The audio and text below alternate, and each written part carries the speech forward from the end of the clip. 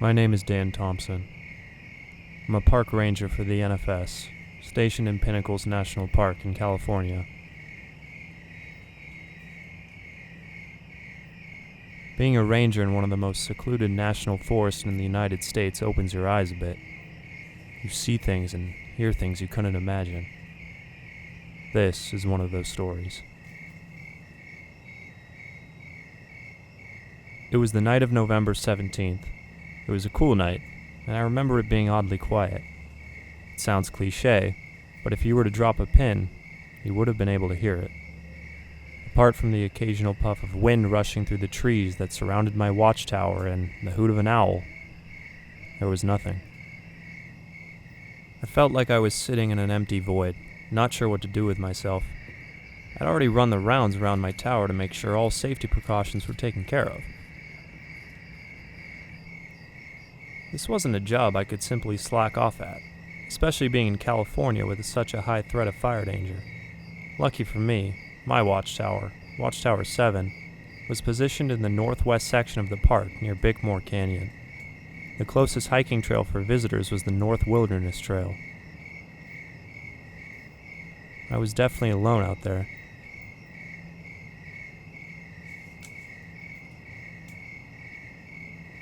The next closest watchtower in proximity to mine was Watchtower 8, 6 miles away. If I were to walk in a straight line to it, I would be trekking through completely untapped wilderness and would have to cross a mile gap that wasn't within the park's boundaries.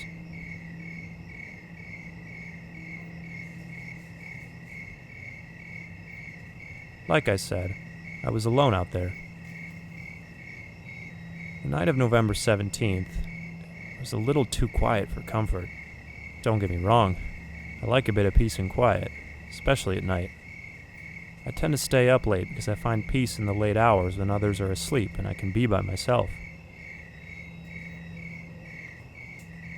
I decided to set up a game of cards and try to tune my radio so I could listen to some music while I played.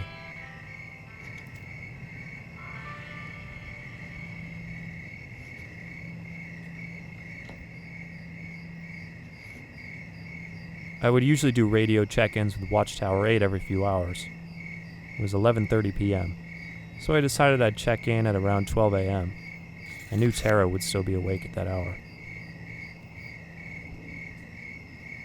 Something some people don't realize about being a ranger on duty in a national park is how dark it gets at night. As the sun creeps its way below the horizon and the moon rises, the black abyss of night oozes over the sky like if you were to spill a jar of ink onto a white sheet of paper. I was used to it at that point, but even lights had trouble penetrating that abyss. I lit my watchtower with a single lamp. The light that emitted from it didn't even make it past my windows.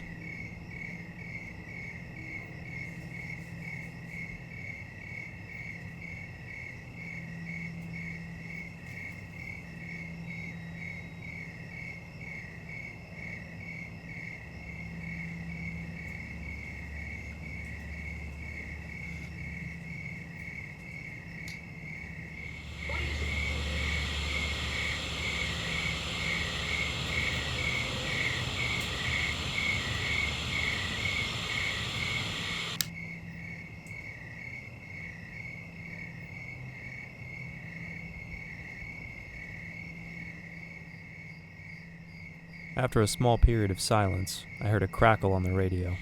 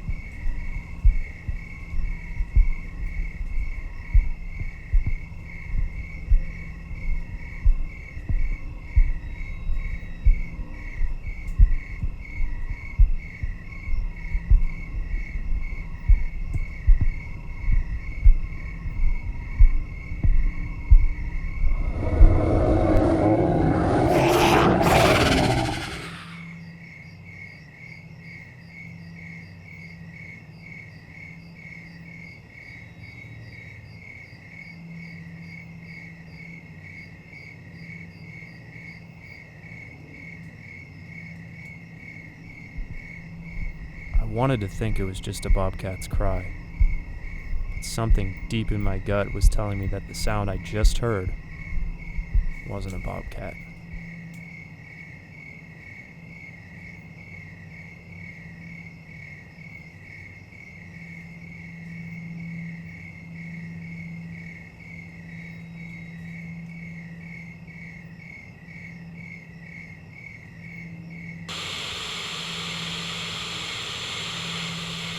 I was still on the correct frequency. I thought Tara may have accidentally switched off of the correct frequency.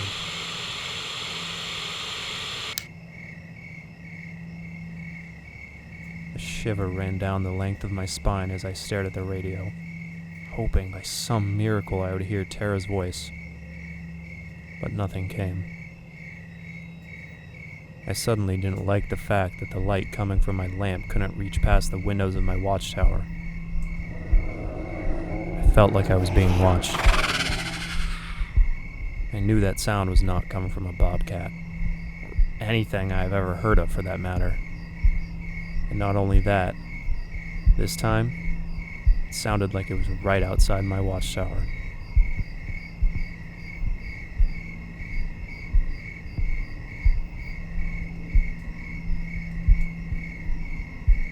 I knew I couldn't just sit there or turn off my lamp and hide.